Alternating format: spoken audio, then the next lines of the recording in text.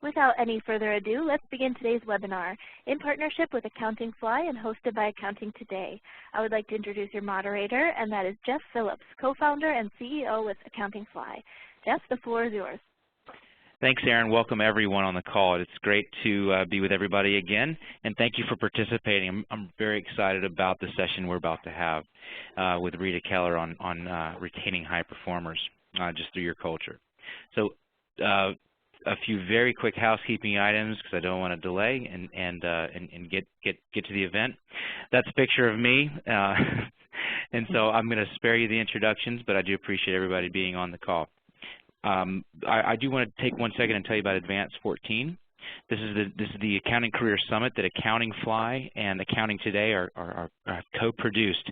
The actual career fair, it's a bit of an experiment, but it's going to be tomorrow. It's a virtual career fair for experienced accountants. For those of you on the call who know me from College Frog, we've recently expanded into hiring experienced candidates and have rebranded, we changed our name to Accounting Fly to cover that. Tomorrow from 1 to 5 will be the career fair. If you have any interest in that, you can give me an email at jeff@accountingfly.com. Well, there will be CPA for this web session. Source Media is pleased to offer CPE for this web session, but it's imperative that you adhere to the following instructions to obtain CPE credit. 1, to receive credit, you must be in attendance for a minimum of 50 minutes. Accounting Today is not responsible for late arrivals or connections issues. Number 2, there will be required polling questions asked periodically throughout the session, all of which you must answer. Please remember to click Submit after choosing your answer. And 3, if you have completed the above, please allow up to 5 business days from date of today's session to receive an email from sourcemedia@webinarcerts.com. This email will contain instructions on how you can download and print your CPE certificate. Please note CPE certificates will only be sent to those attendees who stayed for at least 50 minutes and answered all required polling questions. Please email any certificate questions to sourcemedia@webinarcerts.com. So we're going to wrap up our series of afternoon webinars geared towards employers and hiring managers and administrators with Rita Keller. If you've been in the previous sessions, you've learned how to recruit talent and recruit best practices on people management. And today we're going to talk about retaining high performers and the culture that is required to do that. And there really is no one better to teach us this in these lessons than Rita Keller. Rita is wonderful, and she knows a great deal about CPA firm practice management. She's the founder of Keller Advisors. And just if you don't know Rita, she was with the firm that's now known as Brady Ware, where she was their COO. They're based in Ohio. So Rita was with them from when they had 9 employees all the way up to 130 employees, and that's 1 office to 3 offices. So as a COO, she saw literally everything. So it's her experience that she teaches to her clients at Keller Advisors.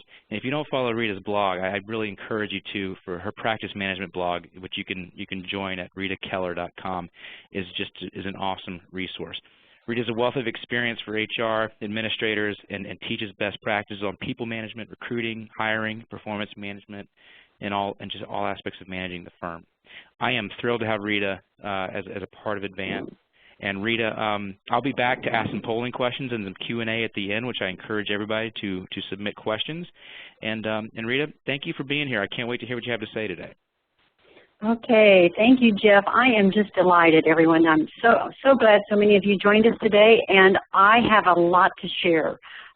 Many of you have seen me and heard me speak and in person, and even Jeff has said it on some of my sessions.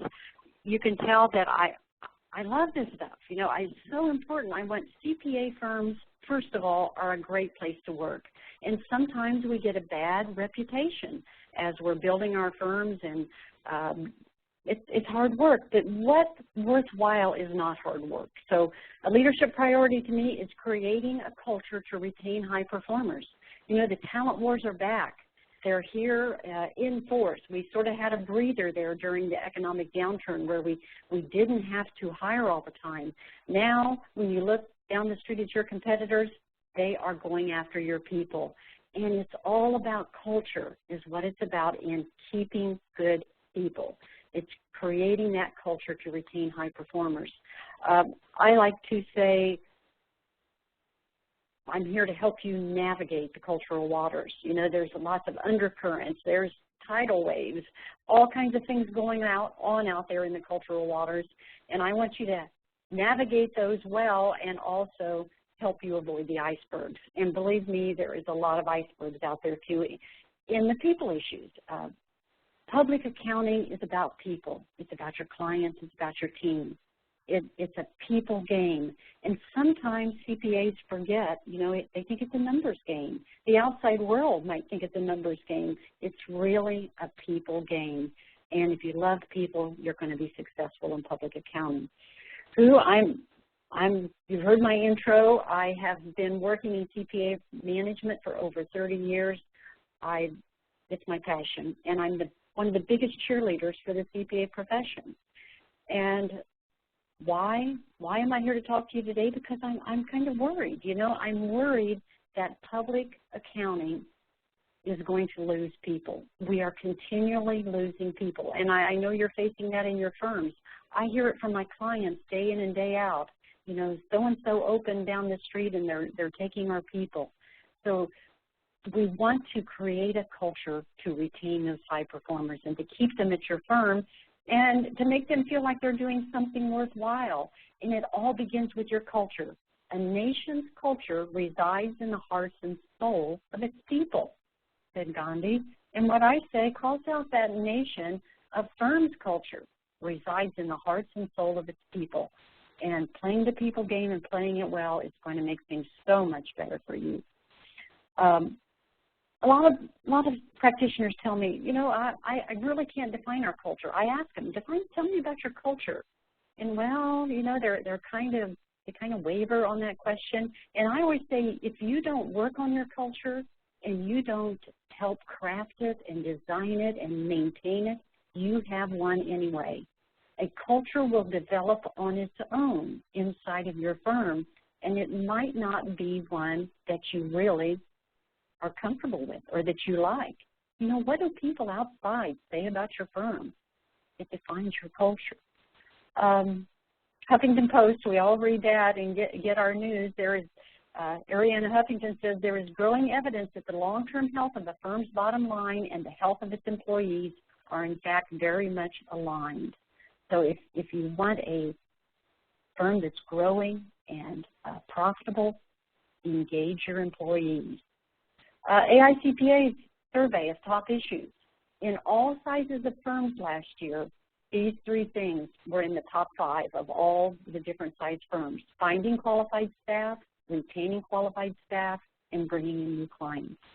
So right there you can see the talent wars are back. And I know this week you've learned something about hiring the right people. I want to share with you how to keep them and how to develop that culture so that you don't lose your top performers. You don't want them bailing out on you, and especially we don't want them leaving the profession of public accounting. I urge young people, if you're not happy at your firm, go to another firm before you leave public accounting. I would tell every new hire in our firm, I would tell them very straightforward, if you come in here in a year or two and tell me you're leaving, please tell me you're going to another firm. If we don't meet your needs, give it a try, because public accounting is a wonderful career path. It's a wonderful, honorable profession.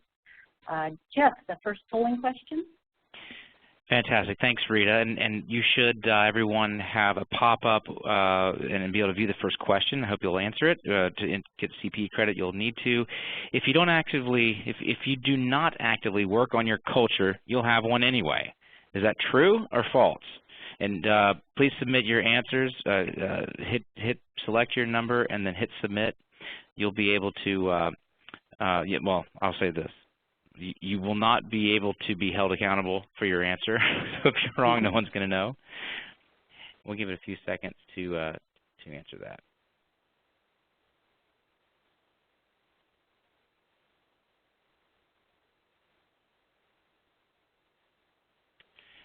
And for Aaron, I'm not seeing the results. I think I was supposed to see the percentage results, but I'm not. So Aaron, you may need to take over and execute the polling. They're just coming in now. I think they are finished. Here we go. Okay, great. Okay, I see it now. Rita, we got the results. Can you see them? I can, yes. Great. All right, I'll let you comment on them. Thank you, everyone, for responding. Moving right along, 2 keys to a winning culture. You know, I like to keep things simple. 2 words, keys to a winning culture: talent and growth. Sounds simple, right? Talent and growth. But are your people, what are they thinking? What are they saying? The people that work for the firm, what do they go home and tell their families at night? Do they tell them what exciting day they had, or is there really too much whining? Hopefully they're saying, I love my job. I love my firm. I love my clients. I am happy doing what I'm doing. That's the kind of culture where you really feel like you're learning, growing, and we'll touch on some of the specific reasons why young people want to stay at a firm. Culture matters. Firm leaders are coming to realize that if a firm's internal culture isn't healthy, if it isn't focused on the right values, if it isn't behaving in the right way, ultimately that will become apparent to the outside world. I like to compare it to having a cold. You get up in the morning, you have a terrible cold, and you look in the mirror and you can tell right away you have a cold. So if you're not healthy on the inside, it shows on the outside. So people will see that and know what your culture's like. A culture of action. I like to tell this story. When I was first in public accounting, now this is 30 years ago, over 30 years ago, there were practitioners then that were very methodical. And they would get an idea, they would research it, figure out how it would work at their firm, and then they would implement. It would be ready, aim, fire. Very simple, and they got a lot accomplished. What happened then is the baby boomers grew up in firms and came into power. I saw more of this. Ready, aim, aim, aim, aim. They would never get around to pulling the trigger, the implementation trigger. But in today's world, in our shrinking world, in our world of social media, this is what you have to be ready to do. You have to fire, fire, fire. There's not much time to get ready and to aim. To keep pace and to keep people, you have to be ready to fire, fire, fire. Your mission, all of you on this call, should you choose to accept it, is to spark a cultural movement. What can you do at your firm to make some change and readjust that culture and to build one that you're proud of? You know what Steve Jobs said when he left Pixar and went back to Apple when he was rehired and brought back in? He wanted to start a cultural movement, and he called it Think Different, Rethink Everything. I love those 2 sets of 2 words to apply to public accounting firms. Think different and rethink everything. You have to constantly be changing and growing. And as Bob Dylan has told us, times they are a-changing. It wasn't just the 60s. It was it's right now. Times they are a-changing.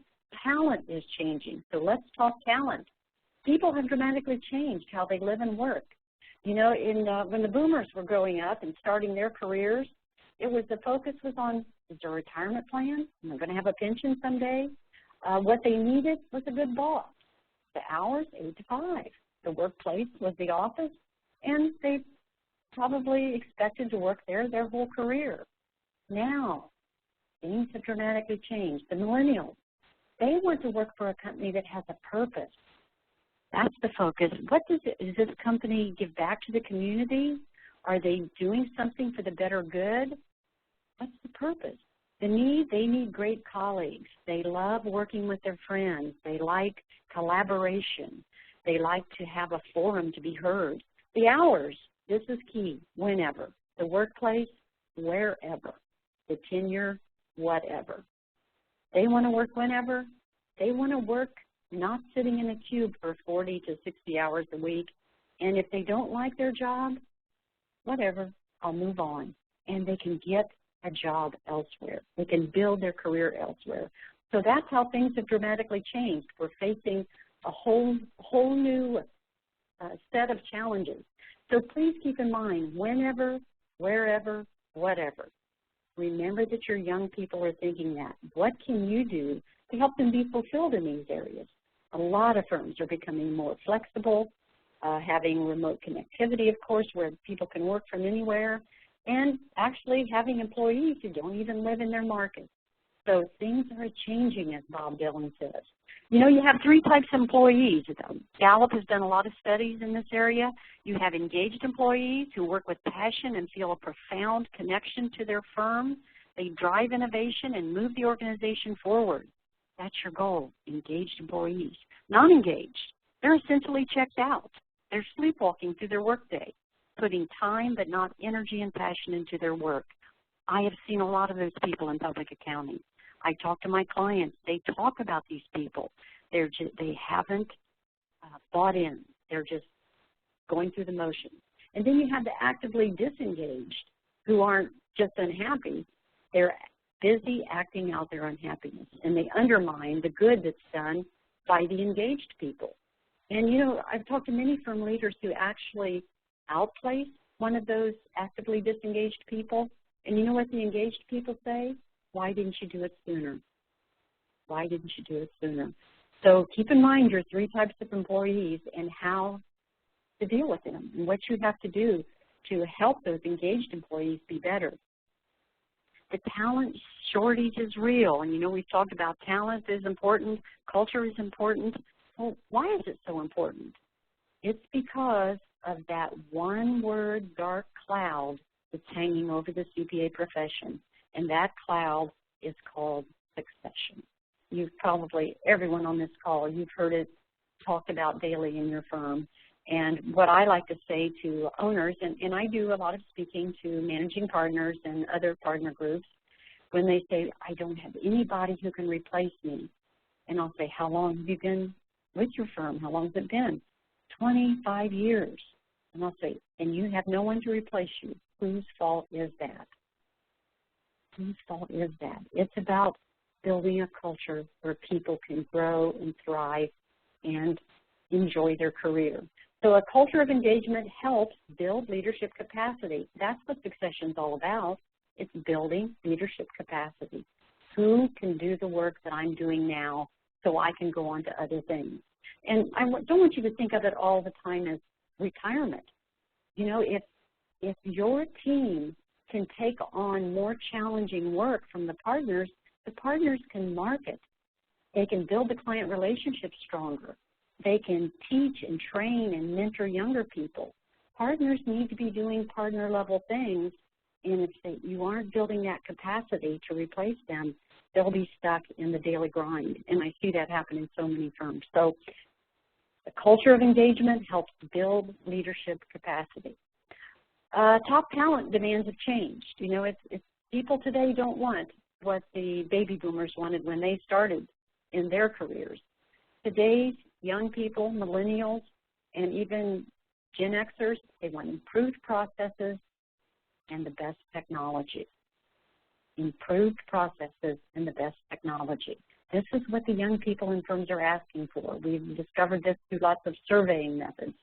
And let's talk about technology. You know, building a winning culture, top talent wants the best technology. And yet firm owners tell me when I talk to them, well, our technology budget, we spend so much on technology. You have to spend so much on technology. Technology is driving our firms these days. And if we don't have that technology, everything comes to a screeching halt, as you probably know when we have hurricanes on the East Coast and power outages, and we're based on technology. It's how we serve our clients. So technology in the CPA firm, times are changing. Generation Z, I'm not sure if you've heard of them. They'll be the next group that you'll be courting. They aren't in the workforce yet, but they're coming along. And look at this picture. This is their life. This is their life. They are tied into technology, even more so than the current young people coming into your firm, because these young kids really never knew anything prior to technology. A lot of them don't even know a lot about television. Young people don't watch television. Millennials don't watch as much television as the other generations. They're tied into technology. Generation Z. So get ready for them. Getting the right culture is going to attract those people. Even more so, look at this Generation Z, or this young lady looking at her iPad. Experiment was done with a baby like this. They sat a baby, much like this one, on the floor, put a magazine in front of her, and you know what she did? she poked on the magazine trying to get the pictures to move. So when these people get to your workforce, they probably won't know what a magazine is. They're going to be focused on technology. So it's one of those things that's important to your culture, is being aware and responding to those technology needs. Building a winning culture, top talent has changed. Top talent has changed. What about women? We hear a lot of the female issue discussed and maybe even sort of argued about and debated. Top talent in accounting is female. Here's a quote from Krista McMasters. She was the first female CEO of a top 25 accounting firm. And I had the pleasure of meeting her this summer at the Association for Accounting Administration National MAP Conference, Management Conference.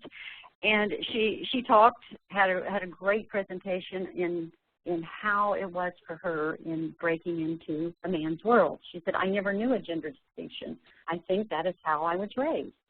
You know, she didn't think that she had a disadvantage. And, you know, I like to give myself as an example. You know, I was a tomboy, and I think I had an older brother, grew up in a neighborhood of boys, and I think that helped me. Some of the issues that women face, maybe I wasn't as aware of those as some other females.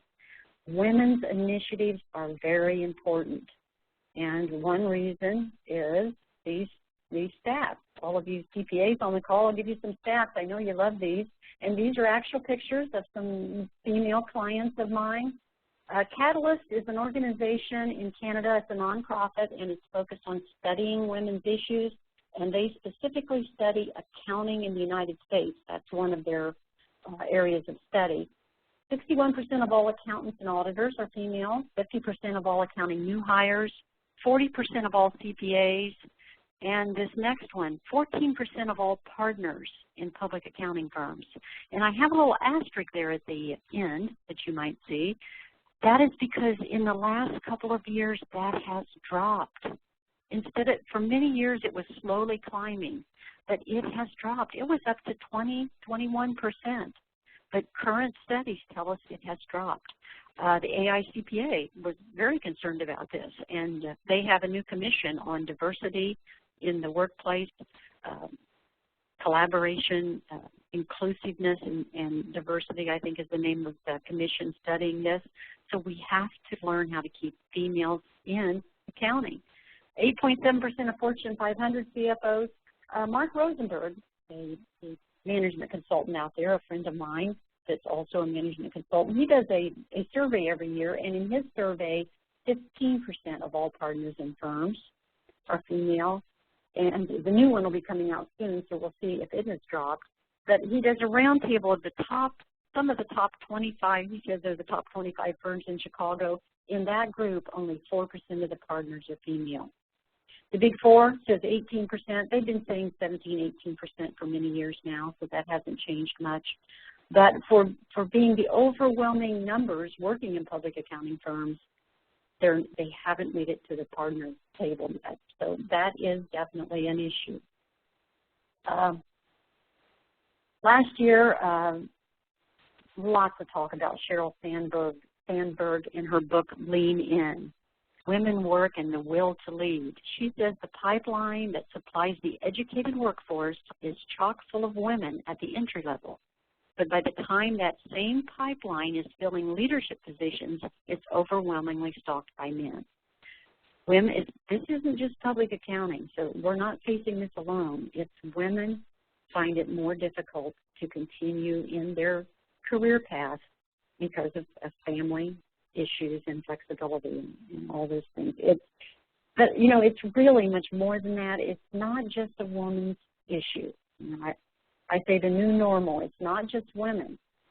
It's not just a woman's story. Mom and dad negotiate responsibility. Maria Shriver was affiliated with a study a few years back, and the study came up that we have had a change in our society. More women are employed than men, first time in the history of the country. That happened, I think, in 2011. Both parents are working. And a lot of you in accounting firms, and if we have some HR folks on the call, you get calls from young men now saying, I have to stay home with a sick child because mom and dad are a team. They both are so much, young men are so much more involved in child raising than baby boomer CPA partners. Both parents are actively involved and they negotiate. One young lady told me her and her husband flip a coin to see who gets to stay home with the sick child. So the Schreiber report says families need flexibility. So when you look at your accounting firm, don't think it's just the women. It's those young people, the millennials coming in. They want life. They put life before work. And if you force them to put work before life, they won't stay. They'll go on to something else. So it's not just a female issue. It is a bigger issue than that. A culture of employee engagement. That's what I want you to strive for. And to do that, you have to do, I call it this stuff, all the warm and fuzzy stuff. Many of you have the back massages at the end of tax season. Some firms have them come in every week. You supply lots of good food. You give them goodie bags to cheer them up on due dates. You have picnics and parties and charitable events you get involved with. Lots of that stuff you need to do, all the warm and fuzzy stuff. But more than that, what the young people want, they want to be included, they want inspiring managers, and they want a clear picture of their career path. They just want to be heard. Do you have a forum where you can hear the voice of your young people? Do you ask them? I think every partner group, before they go to their retreat, should ask their people, what are the issues you think we should discuss? Instead of going to the retreat and coming back and forcing initiatives upon them, ask them before you go. They want to have a voice. They want a manager who is attentive, nurturing, inspiring managers. 70% of people leave a job because of their direct supervisor. People might not leave your firm, but they might leave a manager. So are your managers actually managing, or are they just high-paid technicians? That is one thing in your culture that you need to invest in your managers. I don't blame the managers. They haven't been asked to truly manage because they've been worker bees. And a clear picture, a clear career path. The young people, the newest survey that I saw out there is they're not, the manager thing has dropped down a little bit. It's more, where am I going? How am I going to get there? Does your firm have a vision and a mission they can clearly communicate? Time for polling question number 2, Jeff. All right, Rita, thanks. So hopefully everybody can see this. Polling question number 2 is technology is not something top talent cares about when deciding to join your firm. So I'm wondering if you think that is true or false. And don't forget to press submit when you do answer, and we'll get a few more answers. Aaron, I'm going to let you close it when you're ready because I don't see the percentages like we did earlier. So Rita, I think I know your answer here, but what do you think the answer will be? Because you like, Rita, you like the softballs. I'm not going to lie, but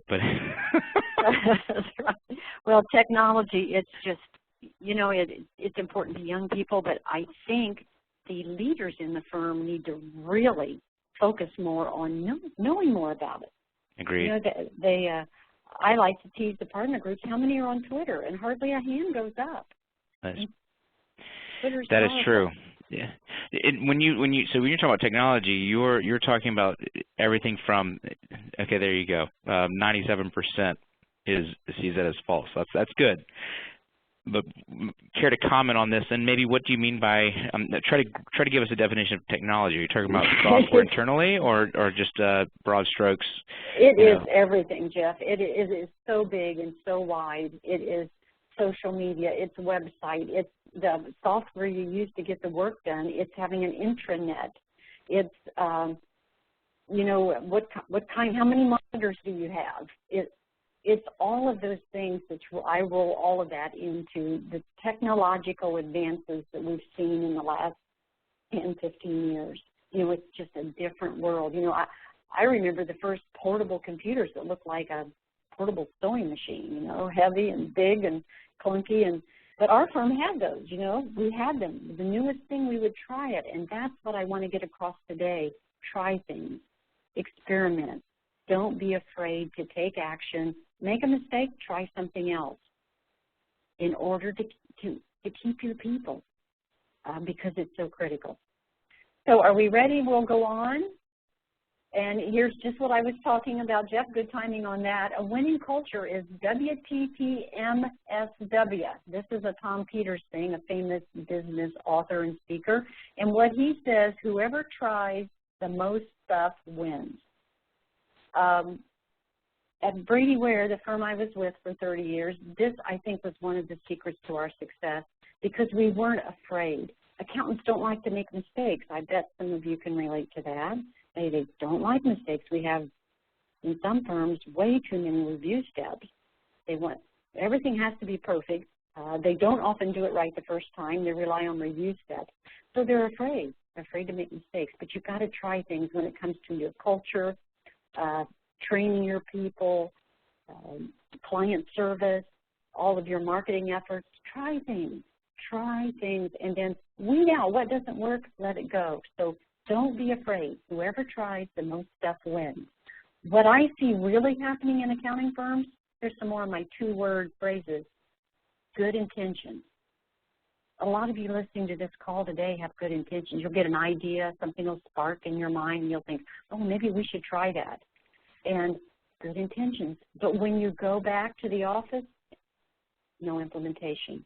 I don't know how many partner groups I've spoken to, and they'll say, we're going to do that, whatever, pick something that I've said. That's one thing, because I ask them, give me 2 or 3 things. What are you going to do when you get back? Well, I'm going to do this. I'm going to do that. When I talk to them later, I didn't have time. You know, it's another year has gone by. We're too busy most of the time. So good intentions. What I teach accountants and what I encourage them to do, they know it's not rocket science. The issue is implementation. A lot of you on the call are maybe firm administrators or HR people. You can help with that. You can help because it's really sometimes the biggest challenge. So don't always have that wishful thinking. Go ahead and try things, and if it doesn't work, try something else, implement. Let's talk growth. That's another factor in culture. Growth is so important to have a healthy growth culture in your firm if you want to keep and attract the right top talent. Gail Crosley, another good friend of mine, practice growth consultant, she says CPAs want the silver bullet. And I love that because what she means, and some of you might not be old enough to know about the Lone Ranger and the silver bullet, but they want a quick solution. She worked for IBM, and she said when she joined IBM, they put her in a 1-year training program, 12 months, to learn how to sell. She says CPAs call me up and they'll say, can you come in and teach us how to sell in 1 day? They want the quick answer, and again, they don't want to go down that implementation path that really takes dedication. They want a quick answer. Practice growth is what makes your firm healthy. It means bringing in business. Practice growth is what we're calling it these days in the CPA world, but we used to call it marketing and sales. You know, it's a little more sophisticated now, but really it's marketing and sales. So many CPAs tell me, I didn't go to college, major in accounting, just to be a salesperson. If you're in public accounting, you're in marketing and sales. Alan Colton, in this business, if you don't grow, you die. Top talent will only go to firms that are growing because growing firms have the ability to make new partners, and growing firms are typically more profitable. I love that quote from Alan. It sums it all up. Top talent will go to growing firms. Top talent will stay at growing firms. If you hire mediocre talent, your firm becomes mediocre. So it's about having that practice growth culture. We definitely had that at Brady Ware. We were a marketing firm that did accounting and tax work, is how our marketing director described it. If you're a CPA, you're in marketing and sales. This was supposed to have a transition, but we don't see it there. CPAs have a tough job, a tough sale. You are selling something no one wants. Who wants a tax return? Oh, I can't wait to to get a tax return, you know. Can't wait to give that money to the government. They don't want an audit. Oh, no, the auditors are coming. They don't want what you're selling. But what are you really selling? You know, Charles Revson, the founder of Revlon, says, in the factory we make lipstick, but in the department store we sell hope. What are you selling at your accounting firm? You're not selling a tax return and a financial statement. Sometimes we get so bogged down with all that, we think that's what we're selling. I like to say you're selling peace of mind. Peace of mind to that business owner, and they're willing to pay for peace of mind. So you do have a tough sales job. Culture is the fuel behind your brand. That's how I feel about culture. Culture shapes your people, enthuses your people, instills passion, and then that's what your brand to the outside world looks like. You build your brand based on what that culture is like. I firmly believe that, and actually saw it happen at our firm. You know, and building a culture of practice growth, everyone has a role. I love to work with firms about what role does every single person have to help with practice growth. It's basically another piece of that people game. If you like people, you can bring in business. You know, you have to be where the people are. Whether in these days it's social media, and it's also that old-fashioned local marketing networking. You know, experienced leaders must teach their skills. The experienced leaders have been marketing and selling for a long time. Young women and young associates need to learn how to market and sell. When I see women that don't make it to partner, it's usually because they can't bring in business. That's what the partners say behind closed doors. Oh, we'd love to make Sally a partner, but I don't think she's ever brought in a client. Sometimes Sally doesn't know that she's supposed to bring in a client. Okay, how will I find time to teach? How will I find time to market? David Maister, the guru of management consultants for professional service firms, says, what you do with your billable time determines your current income, but what you do with your non-billable time determines your future. Remember the importance of website and social media. It helps build your culture externally and internally. Your young people like to see that social media going on in the firm and contributing to it. Many firms have their staff tweeting and updating the Facebook page. Just don't forget about it. I want to stress that. Polling question number 3, Jeff, as we want getting to the final dash here to the end. All right, Rita. Number 3 is your firm culture and your brand have nothing in common. Now, do you think that's true or false? And a reminder, you have to hit submit, and to get CBE credit, you got to answer all 3 of these questions. Rita, I'm going to take a stab here and say that is definitely. Well, if I give an answer, am I tainting the audience? But I don't think so. I'm going to vote false myself. And imagine you think that is true as well, because the culture you create and the brand you communicate to the world have so many things in common. You're going to see the results here in just a second, Rita, but go ahead and comment. It's so hard to draw a line between the two. You know, it's like work-life balance. We used to have a line. Life was life and work was work. And when I started at a firm, that's what I was told. You know, work is work. Don't bring your personal life into the firm. Now it's a blend. The same with culture and brand. They support each other. And what's going on the inside of the firm, if you think you can hide that, if leaders think that you can't, because your people talk. You know, that's how you bring in business, by that, what people are saying about you. What the bankers say about your firm? What did the attorneys say about your firm?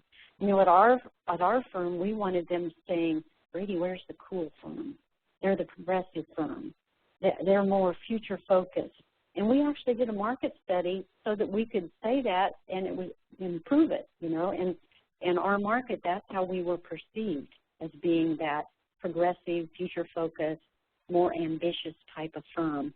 And that, I think, is why we attracted some of the best students. People like to belong to something that's moving and growing and exciting and not stuffy and stiff and stuck in the past. Okay, Okay, we got 97% said false, and I'll keep moving since time is moving on. Culture. A culture of awesome client service is the best marketing. If you're serving your clients well, if they're saying, wow, thanks for doing that for me, that is the best marketing you can have because they talk. And remember, clients don't judge you on your audit and tax expertise. You know, I've heard clients say to us, well, we don't know tax, we don't know audit, that's why we pay you. You guys take care of that stuff, we don't know what it is. They judge you on things like, do you have tissues in your lobby? Do you return their phone calls quickly? Is it hard to get a phone call through to you? Do you answer emails quickly? Do you offer them refreshments when they come in? Do they get a Christmas card? Do they get, you know, do you stop by to see them casually with unannounced? Clients judge you on the little things, not on your technical expertise, which is what you pride yourself on. Little things make a big difference. Client service, look at these birthday cards. We were talking about birthdays earlier, kind of offline there, Jeff and I were, and Kelly. And I get a birthday card every year, right the day before or on my birthday, and guess who these birthday cards are from? Southwest Airlines. Now, when you open them up, they have all those signatures. I'm sure they're fake, but it looks like a whole bunch of people signed them. But the issue is, do you think Southwest Airlines has more clients than your accounting firm does? I'm sure they do. Yet they can track my birthday, and they make sure I get a card. Sometimes they have drink coupons inside. If they can do it, you can do it. Then another thing that blew me away about client service, and I don't know how Google does this. Last year on my birthday, of course, I hit Google page in the morning, and I saw these birthday cakes and cupcakes, and I thought, oh, somebody famous must have a birthday today. And when I ran my mouse over that Google Doodle, what came up? It said, happy birthday, Rita. Okay, you think Google has more customers and people involved with Google than you do in your accounting firm? They can do it. They can make me feel special for a few seconds there. I was blown away. What can you do to make your clients feel special? What can you do to make your people feel special? Building a practice growth culture, it's not difficult. It's teaching the basics. It's including new hires. Practice development roundtables. Push women. I call it constant gentle pressure, CGP. Push them gently to get out and be visible in the business community. Support them.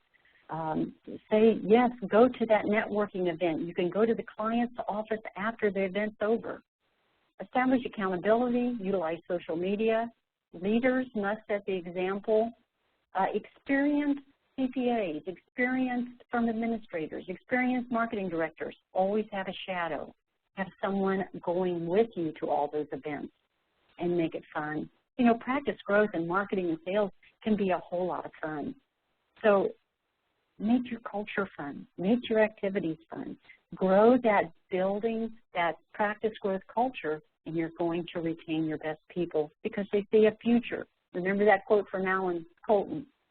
I love this quote. I realized marketing is an essential business skill, and like all business skills, I better learn it or go broke. So if you want to succeed in public accounting, embrace it. It's the people. If you love people, you'll do well.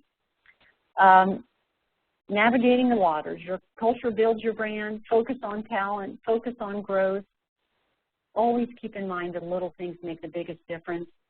I like to say you can change your firm with 8 words. It's called management by wandering around 8. MBWA came from Hewlett Packard many years ago, and Tom Peters wrote about it in his book In Search of Excellence. The leaders of the firm, the executives wandered around and talked to people.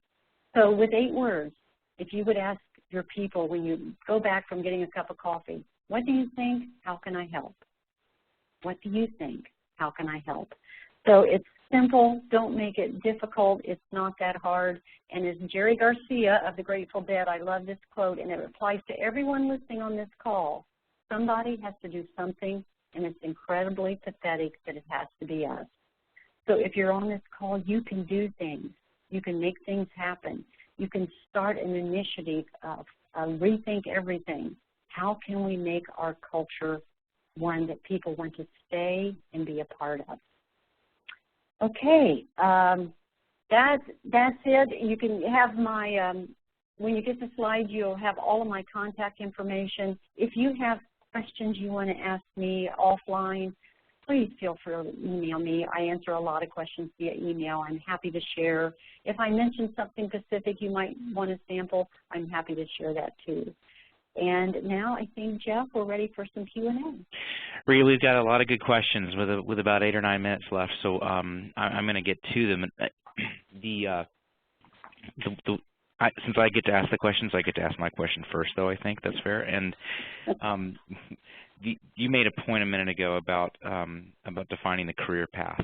We had 3 managing partners from 3 top regional firms on for the morning session talking to CPAs about careers outside of the Big Four. And most of the firm representatives on this call, I think we're all, they compete against the Big Four. And I think the comment I wanted to make that I would encourage your response is the very fact that these mid-market firms have a career path is a competitive advantage over the Big Four for young talent or mid-level talent. So it's so important because there really isn't one necessarily in the larger firms. But that career path is so critical. So defining the career path is to everyone on this call's advantage. And I'm just really glad that you brought that up. I don't know if you had anything to add to that. If not, I'll get into some of the other questions. But I just thought that was critical. Well, I think that's a good point, Jeff. And just quickly, that is a misconception by a lot of students, especially in some of the bigger universities. Because I did a panel with University of Florida or one of the colleges there in your state, Jeff, and the 4 young people on the panel, this was in front of a firm association group, managing partners and firm administrators. They were amazed that the firms in this firm association, they weren't Big Four firms, the students were amazed that they had all of the different, that they did all kinds of different work, that they had all the benefits they had. They said, we don't know about any firms except the Big Four because they're on the campus every week. And that's where smaller firms can't be on the campus every week. So when young people know, then they tune in and realize that they can have I think, a faster career path at a smaller firm. You're right, but I think collectively we're not telling that story as well as we could, and that's a big reason why we do what we do.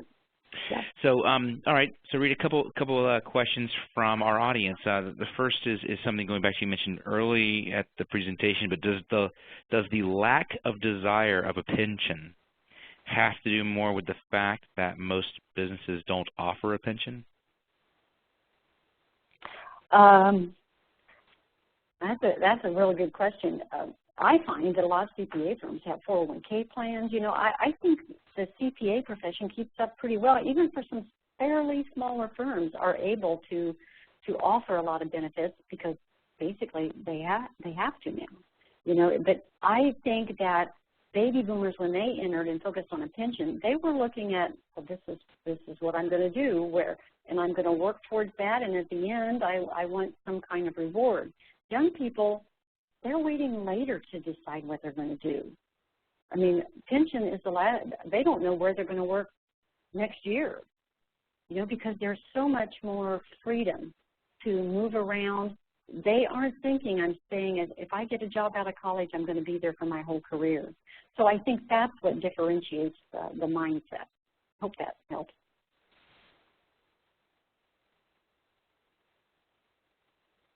Jeff? Sorry, I did what Dan Hood said he promised I would do, which is I started talking over the mute button, Rita. So I promised it was brilliant. Hey, I'm going to just keep rolling through the questions, and if there's a comment, great, and if not, I'm not going to make a comment. But what types of incentives work for employees to bring in new business? What do you see that has been successful in incentivizing people to bring in new business? I do think you should offer the cash incentives. Many of the more progressive firms give 10% of the first year fees, 10% of fees for 3 years. They offer some sort of cash incentive to the young people, but I find that isn't always a huge success, because the best thing they can do is invest in training early on. When the young person walks in the door, educate them that marketing is expected. We did that from day one. They knew that it was expected, and we took them along. We involved them.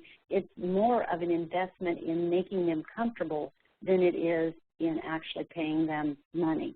So I do think the incentives are helpful, but more about education. Next question. Mm-hmm. Next question is, sorry, lost my little area here. So what are some of the different ways, in your opinion, that leaders can set an example? I think this is going back towards the end of just, you know, being a leader in the firm, setting the example. I don't know if you had any specific examples in mind. Well, just a quick comment on that.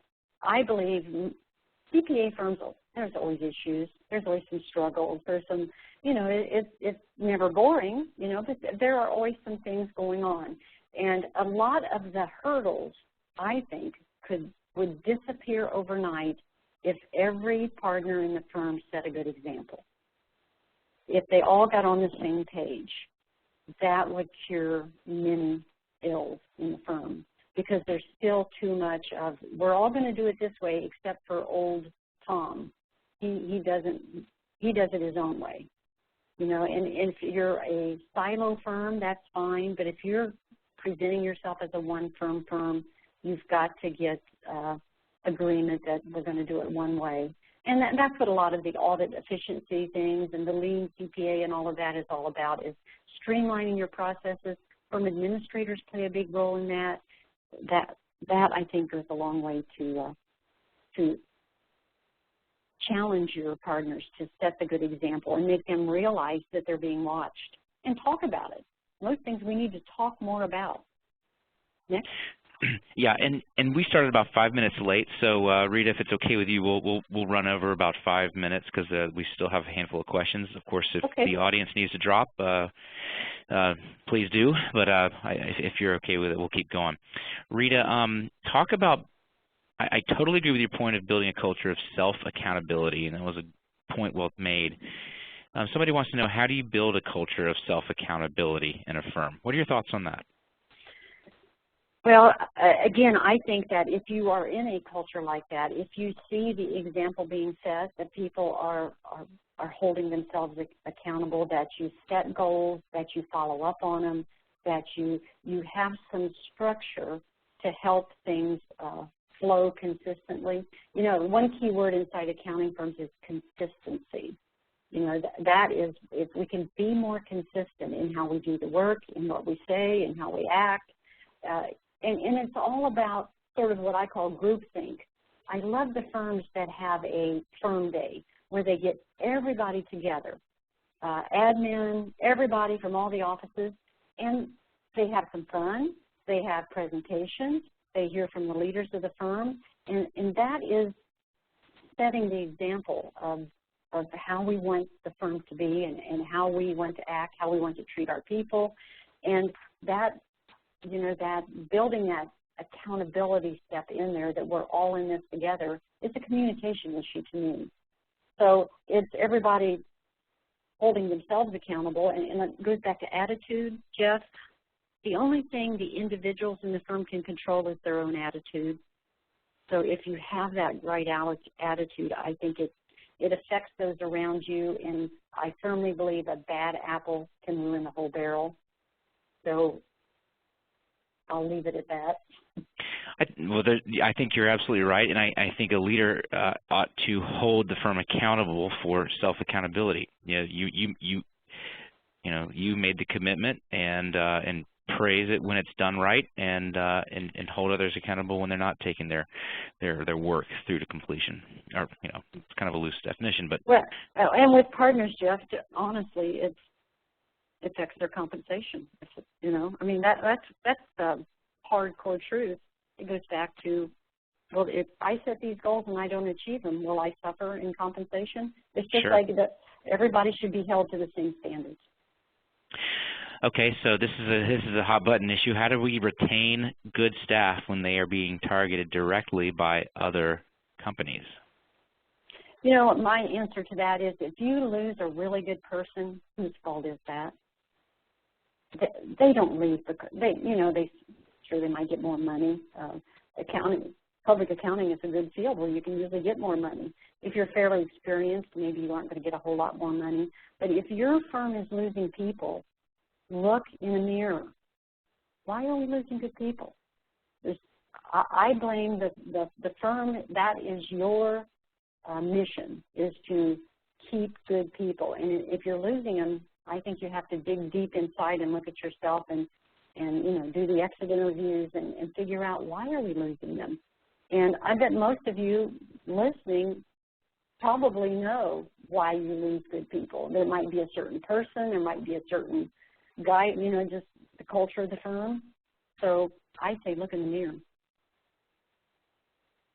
Rita, are there ways to help staff understand that they must also invest in their own growth? They need to take responsibility for their own growth. And some of the development activities must come outside of business hours, over and above an 8-hour workday. So the work has to get done, and then there's the additional stuff. So is there ways to help them, understand that?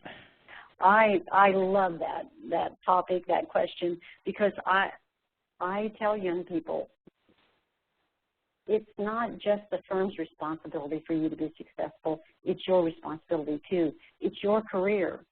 They think the firm should pay for everything. I tell them, why don't you buy your own magazine subscription? Or why don't you pay for your own book? Or why don't you pay for your own dinner at some community? Maybe once a year. Most firms are very generous with doing that. But it is your career, and you're investing in yourself. And if you, down the life's path, if you go another direction, you take those assets with you.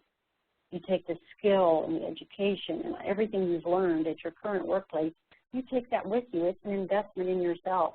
So when they, again, I like to start at the beginning so that it's an expectation right up front. And they're not surprised when you ask them to go to a networking event. When I used to invite young people, I'm going to the auto dealers are having a social prior to the Business Journal's announcement of their best place to work or whatever. I'm going to go to that. Would you like to go with me? If they know it's part of what the expectation is from the very beginning and that you will help them get there, I don't think they'll dig their heels in as much. I've talked to managers, female managers, that say, I've been at the firm 12 years. They've said if I want to be partner, I have to bring in business. They've never asked me to bring in business before. It's a shock when you've got, but if you started at the very beginning, and again, to me, that's culture. You're building that culture of everybody here. We all market. We all promote the firm. We're all visible in the community. We're all doing some social media things. We're all writing some blog posts. If you start that early on, then it's not a surprise. Well, Rita, we had a couple more questions, but what I thought I would do is actually email them to you, and or I'll tell the two that didn't get asked your email address, if that's okay. Absolutely. That way they can follow up with you directly. This is important stuff. I think it gets overlooked on a day-to-day basis, but if we're going to improve, we've got to make a commitment, and to follow these action steps that I'm sure everybody left this call, with, but do they get implemented or not, right? That's right. The key issue. Rita, I'm going to let you have the last word, and then I'll wrap everything up. Any final parting thoughts as we leave here? Well, I do want to thank everybody for joining us today, and I hope that you will take one or two nuggets out of this, and how can I make this happen at our firm? How can I convince the partners, if you're not a partner, what one thing can we do and make a change? And take action, implement something. Something is better than nothing, and you've got to start down that path, and sooner rather than later. Thanks, Jeff. Rita, awesome as always. Thank you for being a part of Advance and for being such a great partner as well, and for bringing your expertise to our customers and for teaching me something as usual.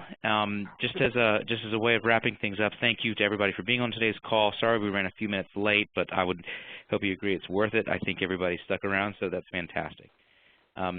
You have our contact information if you'd like any more information about Accounting Fly and how we help firms hire experienced staff. Please email me, and you see Rita Keller's email address there, rkeller@ritakeller.com. Please get in touch with Rita. Subscribe to her blog or her newsletter. It's a fantastic resource, and reach out to her if you have any questions. So this concludes today's session. I want to say thanks for participating, and we'll see you down the road. Bye for now.